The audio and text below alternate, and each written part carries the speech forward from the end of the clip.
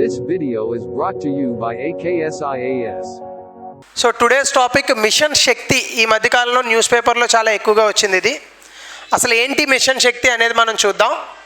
So ఈ టాపిక్లో మనం చూడబోయేటటువంటి అంశాలు ముఖ్యంగా న్యూస్లో ఎందుకుంది, అసలు మిషన్ శక్తి అంటే ఏంటి, పేర్లోనే ఉంది కదా శక్తి అనగానే ఎవరి గురించి మాట్లాడుతున్నారు, స్త్రీల పురుషుల, శక్తిమాత స్త్రీల గురించే ఆబ్వియస్గా. సో ఇందులో ఉన్నటువంటి కాంపోనెంట్స్ అంశాలు ఏంటి, సంబల్ వర్సెస్ సమార్థ్య అన్నదానికి అర్థాలు ఏంటి, ఆబ్జెక్టివ్స్ దీని తాలూకా లక్ష్యాలు, అలాగే question of the day. So ఈ మధ్యకాలంలో వచ్చింది న్యూస్లో, ఇక్కడ మీకు కనిపిస్తోంది కదా, ఇది ministry of women and child development, స్త్రీ శిశు సంక్షేమ శాఖ మంత్రిత్వ శాఖ నుంచి వచ్చినటువంటి ఒక స్కీమ్. నరేంద్ర మోడీ గారు ఆబ్వియస్గా ప్రైమ్ మినిస్టర్ కాబట్టి ఆయన బొమ్మ వేస్తారు, మీ బొమ్మ నా బొమ్మ వేయరు. సో ఆత్మనిర్భర్ భారత్లో భాగంగా ఈ మిషన్ శక్తి అనే దాన్ని ప్రతిపాదించారు. అంటే ఆత్మనిర్భర్ భారత్ మనకి 2020-21 ప్రాంతంలో కరోనా వచ్చిన సందర్భంలో మన ఆర్థిక వ్యవస్థ అతలాకుతలమైనటువంటి స్థితిగతుల్లో దీని నుంచి బయటపడేయడానికి ప్రభుత్వం తీసుకొచ్చినటువంటి ఒక ప్రతిపాదననే ఆత్మనిర్భర్ భారత్ అంటారు. ఈ ఆత్మనిర్భర్ భారత్లో మనం తీసుకొచ్చిన ఒక స్త్రీ శిశు సంక్షేమ శాఖ మంత్రిత్వ శాఖకు సంబంధించినటువంటి ఒక పథకం పేరే మిషన్ శక్తి. ఇందులో సంబల్ సామర్థ్య అనే దాని గురించి నేను చెప్తాను. ఇక్కడైతే మీరు చూస్తే సంబల్ అంటే ఏంటి, safety and security of women, స్త్రీల యొక్క భద్రత గురించి మాట్లాడుతోంది. సమార్థ్య అంటే ఏంటి, స్త్రీల యొక్క సాధికారత గురించి మాట్లాడుతోంది. అయితే ఇది న్యూస్లో ఎందుకు వచ్చింది, ఆల్రెడీ చెప్పాను నేను. Minister of women and child development has issue detailed guidelines. అంటే ఈ మిషన్ శక్తి పథకానికి సంబంధించి స్త్రీ శిశు సంక్షేమ శాఖ ఇటీవల కాలంలో కొన్ని సూత్రాలను విడుదల చేసింది. ఆ సందర్భంగా ఇది న్యూస్లోకి వచ్చింది. 1. 2, the norms of mission Shakti will be applicable with effect from, అంటే April 1, 2022 నుంచి దీనికి సంబంధించినటువంటి విషయాలన్నీ కూడా అమలులోకి వస్తాయి.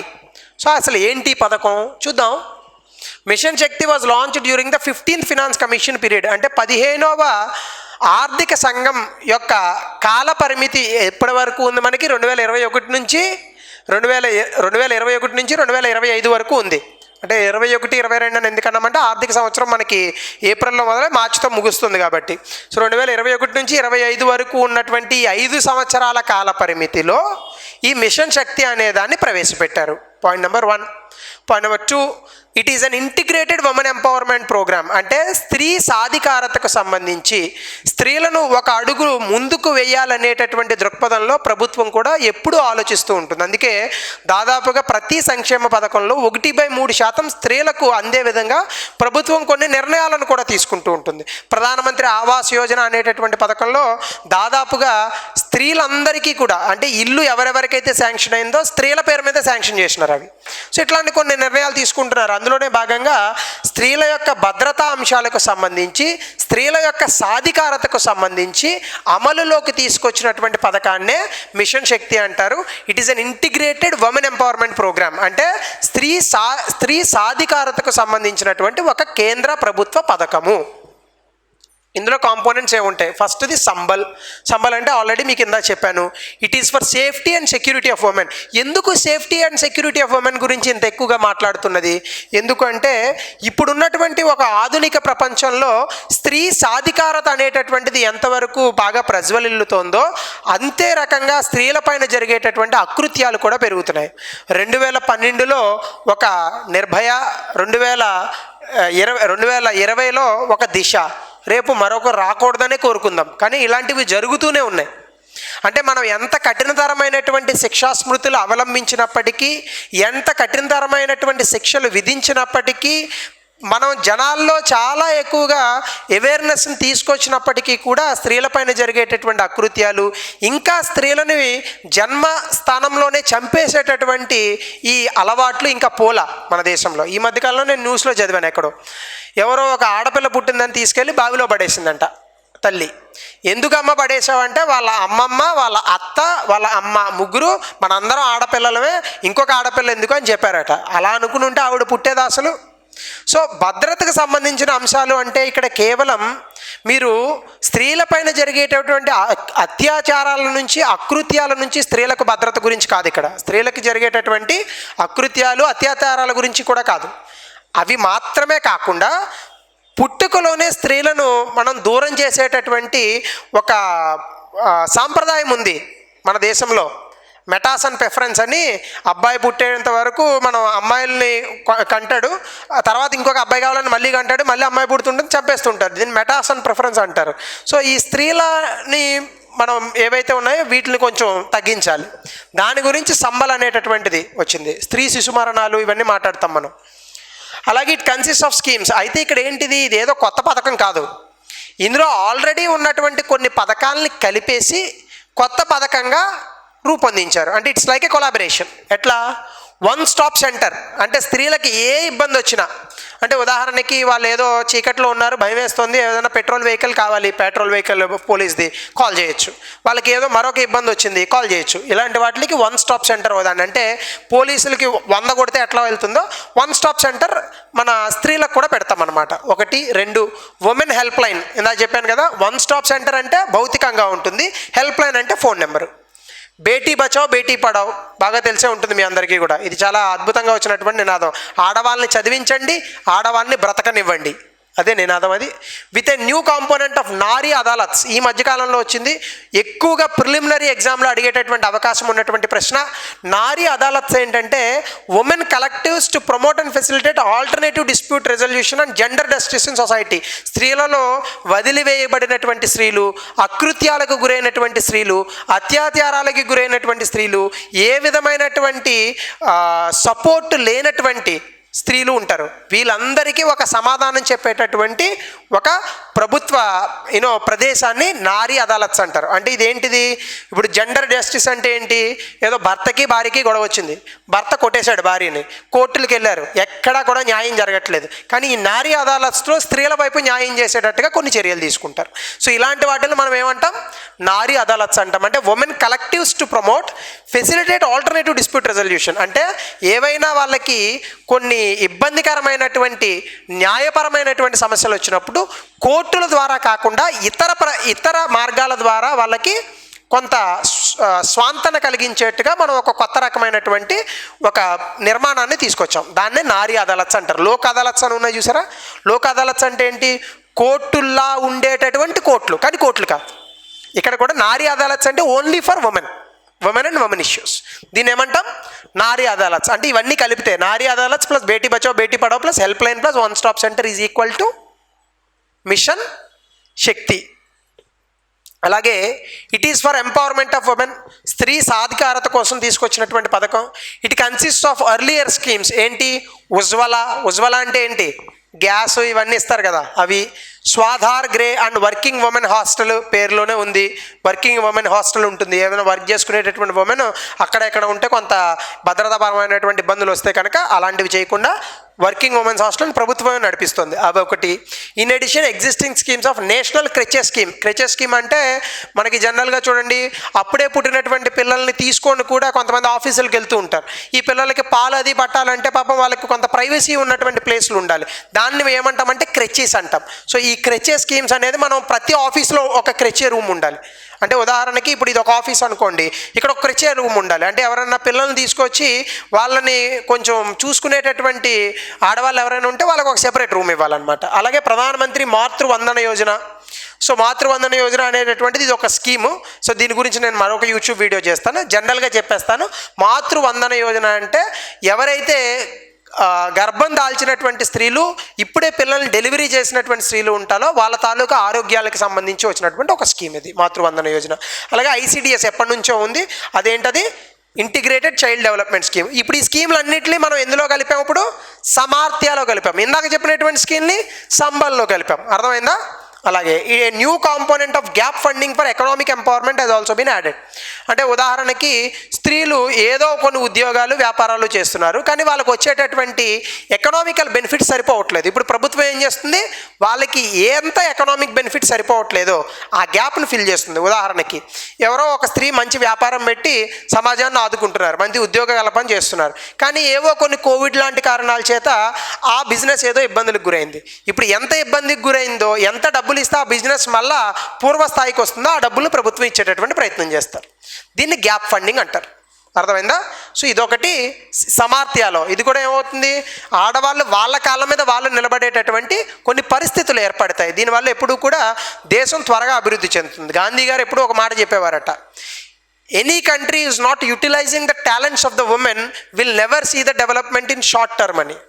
అంటే ఏ దేశం అయితే ఆ దేశంలో ఉన్నటువంటి స్త్రీల యొక్క నైపుణ్యాన్ని ఆర్థిక వ్యవస్థలో వాడుకోలేకపోతుందో ఆ దేశం ఏ రోజుకి కూడా అభివృద్ధి చెందదు. సో ఖచ్చితంగా మన దేశం ఇందులో ఉన్నటువంటి చాలా విషయాలకి సరిపోతుంది. ఎందుకంటే మన దేశంలో ఇప్పటికీ 100లో కేవలం 25 నుంచి 30% మందే ఏదో ఒక ఉద్యోగాలు చేసేవాళ్ళు. మిగతా వాళ్ళంతా కూడా మనం ఒక మంచి పేరు కనిపెట్టాం, హౌస్ వైఫ్ అని. అలాంటి పదాలు ఉండవు. హౌస్ వైఫ్, ఇంటి హస్బెండు, హోమ్ మేకర్ అనాలి, హౌస్ వైఫ్ అని అనరు. రైట్. సో ఇది సమార్త్య. దీని ఆబ్జెక్టివ్స్ చూద్దాం. ముందు providing care, support and assistance women affected by the violence. అంటే ఎవరైతే కొన్ని ఏమంటాం మనం అకృత్యాలకు గురయ్యి లేదా ఇళ్లల్లో కానీ బయట కానీ వైలెన్స్ ద్వారా ఇబ్బంది పడినటువంటి స్త్రీలు ఉంటారో వీళ్ళకి కొంత సపోర్ట్, అంటే వీళ్ళని బాగా చూసుకోవడము, అలాగే వీళ్ళకి కావాల్సినటువంటి స్వావలంబనని అందించడము. సో ఇది ఈ స్కీమ్లో ఉన్నటువంటి ముఖ్యమైనటువంటి లక్ష్యం. అంటే ముఖ్యంగా చాలామంది స్త్రీలు హింసకు గురవుతూ ఉంటారు. అది గృహహింస కావచ్చు, ఆఫీసుల్లో హింస కావచ్చు, కాలేజీకి పోతుంటే కూర పడేటటువంటి కుర్రవాళ్ళు కావచ్చు, ఏదైనా తీసుకోండి మీరు. ఈవెన్ ఈ మధ్యన కొత్తగా వచ్చింది ఏంటి, వాట్సాప్లో ఫేస్బుక్లో కూడా సుఖంగా ఉండట్లేదు చాలామంది కదా. అది అబ్బాయిల అమ్మాయిలు అనేది తర్వాత విషయం. వాట్సాప్లో మీరు భరత్ అన్న పేరు తీసి భారతి అన్న పేరు పెట్టుకున్నాను అనుకోండి, నేను వెంటనే వస్తాయి, లైక్ కొట్టండి, ఫ్రెండ్షిప్ రిక్వెస్ట్ యాక్సెప్ట్ చేయండి, లేదంటే నా ప్రొఫైల్ని కనుక నేను పెట్టకపోతే అందులో ఫోటోలు డౌన్లోడ్ చేసుకోవడము, ఇవన్నీ పెరిగిపోతున్నాయి కదా ఇప్పుడు. ఇవన్నీ కూడా హింసలో భాగమే. అంటే సైబర్ హింస, ఇది గృహహింస కన్నా దారుణం ఇది. సో ఇట్లాంటి వాటి నుంచి ఆడవాళ్ళకి కొంత సపోర్ట్ ఇవ్వడం. 2, quality mechanisms for rescue, protection and rehabilitation of the women in need. అంటే ఇటువంటి హింసలకు గురైనటువంటి వ్యక్తులు, అకృత్యాలకు గురైనటువంటి స్త్రీలు, వీళ్ళకి కావాల్సినటువంటి రిహాబిలిటేషన్, ప్రొటెక్షన్. అంటే ఏవైతే జనరల్గా మనకు చూడండి, ఒక ఏరియాలో ఏవైనా ఒక స్త్రీ కనుక ఏదైనా కొన్ని అకృత్యాలకు, అత్యాచారాలకు గురైతే అబ్బో ఈమె ఆ వ్యక్తి వల్ల పడ్డ బాధ కన్నా కూడా సమాజం వల్ల పడే బాధ ఎక్కువగా ఉంటుంది. అంటే వీడు వచ్చి ముందు అడుగుతారు మనల్ని, మొన్న ఇలా జరిగిందట కదా, ఇప్పుడు ఎలా ఉన్నారు, అది అడగాల్సిన ప్రశ్న. అది వాళ్ళకి కావాల్సినటువంటిది నీ జాలి కాదు, వాళ్ళ కాళ్ళ మీద వాళ్ళు నిలబడేటటువంటి ఒక నైపుణ్యాన్ని ఇవ్వగలగాలి. ఉదాహరణకి ఈ దేశంలో ఎంతోమంది స్త్రీల పైన యాసిడ్ దాడులు జరిగినాయి. ఏ రోజన్నా అయ్యో యాసిడ్ దాడులు జరిగాయనేటటువంటి ఒక జాలి పడ్డామే తప్ప, యాసిడ్ దాడి జరిగినటువంటి స్త్రీలను గుర్తించి వాళ్ళ కాళ్ళ మీద వాళ్ళు నిలబడి వాళ్ళ కోరికలు, వాళ్ళ ఆకాంక్షలకు తగ్గట్టుగా వాళ్ళని నిలిపేటటువంటి ఏవైనా కొన్ని వ్యవస్థలను క్రియేట్ చేయగలిగామా? ఇప్పటికీ ఎప్పుడూ చేయలేదు. ఏదో ఆ మధ్యన విజయ్ దళపతితో సినిమా తీశాడు, ఏదో ఫుట్బాల్ సినిమా. అందులో ఇదే చెప్తాడు అతను, యాసిడ్ పోస్తే గుడ్డు పెట్టి కొడితే నువ్వెందుకమ్మా బాధపడేది, వాళ్ళు బాధపడాలి, కానీ నీకున్నటువంటి నైపుణ్యాన్ని ఫుట్బాల్లో చూపించి నువ్వు ఇంకా గొప్పదాన్ని అవ్వాలని తీసుకొస్తాడు. కానీ ఇటువంటి వ్యవస్థలను క్రియేట్ చేయగలిగామా మనం ఈ దేశంలో? 130 కోట్ల మంది ఉన్నాం, మళ్ళీ ఎందుకున్నామో మనకే తెలియదు. 65 కోట్ల మంది మగవాళ్ళందరూ ఫెయిల్ అయితే లాస్ట్ టైం జరిగినటువంటి ఒలింపిక్స్లో 2 మహిళలు వెళ్ళి మెడల్ తీసుకొచ్చారు మనకి.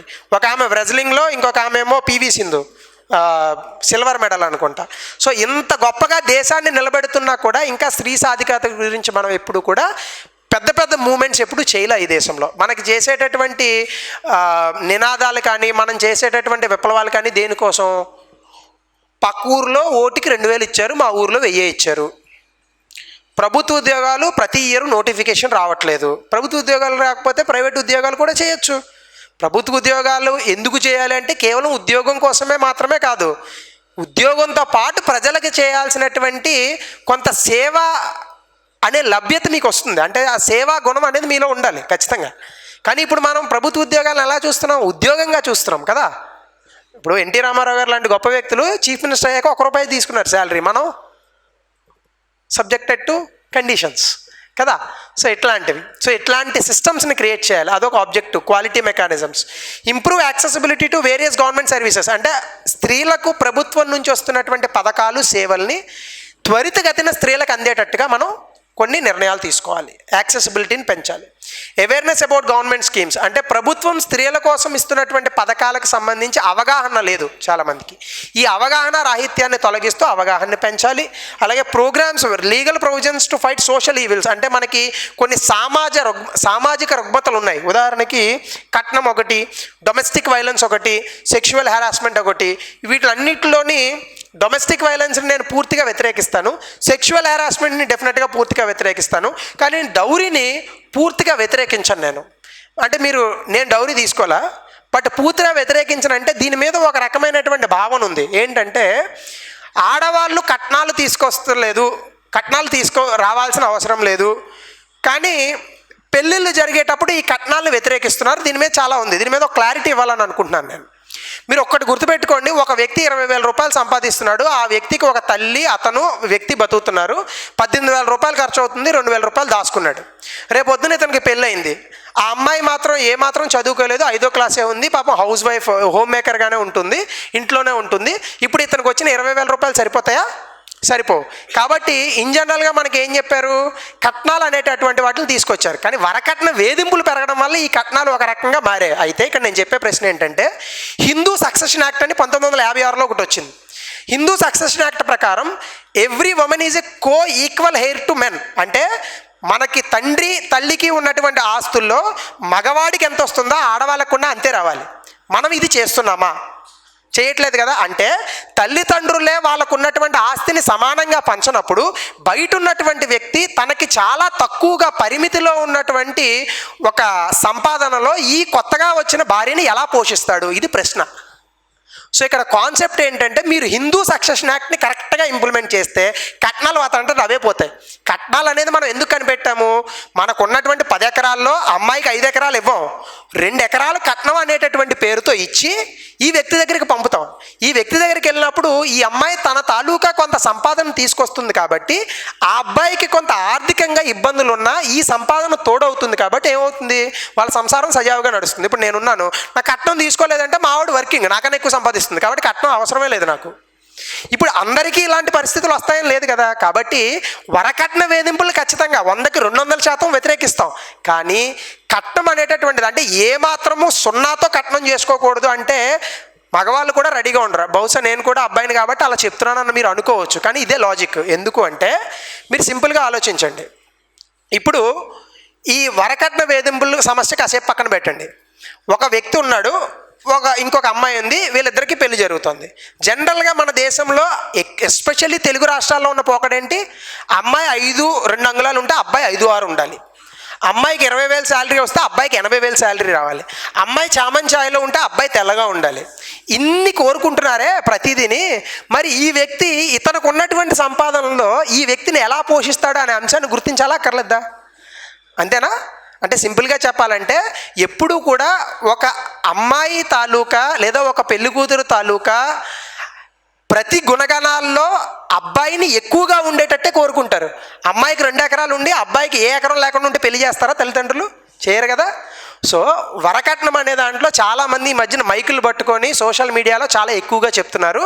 పాయింట్ ఇక్కడ వరకట్న సమస్య అనేటటువంటిది ఎక్కువగా అత్తవాళ్ళు అమ్మాయి వాళ్ళు తెచ్చినా కూడా ఇంకా వేధింపులు చేస్తూ ఉంటే ఖచ్చితంగా వాళ్ళని ఉరి తీయాలి, నేను యాక్సెప్ట్ చేస్తాను. కానీ వరకట్న సమస్యకు ఉరి తీయడమో ఇలా చేయడమో పరిష్కారం కాదు. పరిష్కారం ఎప్పుడో చెప్పాడు అంబేద్కర్ గారు. 1956లో వచ్చినటువంటి హిందూ సక్సెషన్ యాక్ట్ ప్రకారం ఈక్వల్ కోహెయిర్ ఆఫ్ మెన్ చేయండి ఖచ్చితంగా. మీరు ఇస్లాంలో ఉంది ఇది, ఇస్లాంలో అలాగే క్రిస్టియానిటీలో వాళ్ళకి మతపరంగా వస్తుంది. అమ్మాయి అబ్బాయి ఉంటే ఆస్తిని సరి సమానం చేయాలి, లేదా పాపం అది. కానీ ఇక్కడ హిందూ మెజారిటేరియన్ మన దేశంలో మతపరమైనటువంటి అంశం కాదు, కల్చర్గా మారిపోయింది. అందుకే తెలుగు రాష్ట్రాల్లో మేనరిక సంబంధాలు చేసేవాళ్ళు. ఎందుకు చేసేవాళ్ళు? పొలం బయటికి పోకుండా మన ఇంట్లోనే ఉంటుంది కాబట్టి మేనరిక సంబంధాలు చేసేవాళ్ళు. సో ఇవన్నీ ఏంటి, ఆస్తుల్ని కాపాడుకోవడానికి మనం తెచ్చినటువంటి కొన్ని సంస్కృతులు. దీన్ని పక్కన పెట్టండి ముందు. సో హిందూ సక్సెషన్ యాక్ట్ ప్రకారం ఒక అమ్మాయి అబ్బాయి ఉంటే తల్లిదండ్రులకి ఆస్తులు సమానం చేయండి, వరకట్నాలు వాటంతట అవే పోతాయి. సో కట్నం వేరు, వరకట్న వేధింపులు వేరు. ఇక్కడ డౌరీ అంటే ఏం అర్థం చేసుకోవాలి మనం? వరకట్న వేధింపులు. సో హిందూ సక్సెషన్ యాక్ట్ ప్రకారం ఈ చట్టాన్ని అమలు చేస్తే ఇది ఖచ్చితంగా తగ్గుతుంది ఆబ్వియస్గా. అందుకే చూడండి, వరకట్న వేధింపులు చదువుకునే అమ్మాయిలకి ఎప్పుడు కూడా రావు, చదువుకోలేని వాళ్ళకి ఎక్కువ వస్తాయి. ఎందుకంటే వాళ్ళకి ఇన్ని విషయాలు తెలియవు కాబట్టి. ఏమన్నా తప్పులు చేస్తే కమెంట్స్ పెట్టండి, కానీ తిట్టద్దు. Okay, right. This is my opinion completely. Objectives: collaboration with partner ministries, states for convergence of policies. అంటే వివిధ స్త్రీ శిశు సంక్షేమ శాఖ, అలాగే హెల్త్ మినిస్ట్రీ, ఎడ్యుకేషన్ మినిస్ట్రీ, ఇలా రకరకాల వాళ్ళు ఆడవాళ్ళకి రకరకాల ప్రోగ్రాములు పెడతారు. వీటిలన్నింటినీ కలుపుతారు ఈ స్కీమ్లో. అదొకటి collaboration. To prevent gender biased sex selective elimination. మీకు తెలుసు కదా, జనరల్గా పుట్టబోయే బిడ్డ మగ ఆడ చెక్ చేయకూడదు అసలు, కానీ ఇవి చెక్ చేసి కూడా అబార్షన్ చేయించే వాళ్ళు ఉన్నారు. వీటిని ఖచ్చితంగా ఆపాలి. అలాగే to ensure survival, protection, education and development of the girl child. అంటే ఒక స్త్రీ తాలూకా సర్వైవల్, ఆమె తాలూకా జీవితము, అలాగే ప్రొటెక్షన్, భద్రత, విద్య, అలాగే అభివృద్ధి, వీటిలన్నింటినీ కూడా మనం సమపాలనలో చేసేటటువంటి ప్రయత్నాలు ఇవన్నీ కూడా చేయాలి. అలాగే ఫీమేల్ లేబర్ ఫోర్స్ పార్టిసిపేషన్. అంటే ఆర్థిక వ్యవస్థలో పనిచేసేటటువంటి ఆడవాళ్ళ యొక్క సంఖ్య పెరగాలి. ఇది పెరగాలంటే ముందే ఏముండాలి? విద్య ఉండాలి, నైపుణ్యం ఉండాలి. సో ఎప్పుడు కూడా ఏ గర్ల్ చైల్డ్ని విద్యకు దూరం చేయకూడదు, తప్పది. So there men and women both are same in that context. So ఇది విషయం. సో దీనికి సంబంధించి క్వశ్చన్ ఆఫ్ ద డే, దీనికి ఆన్సర్ రాయండి, కమెంట్ బాక్స్లో పెట్టండి. Right. This video is brought to you by AKSIAS.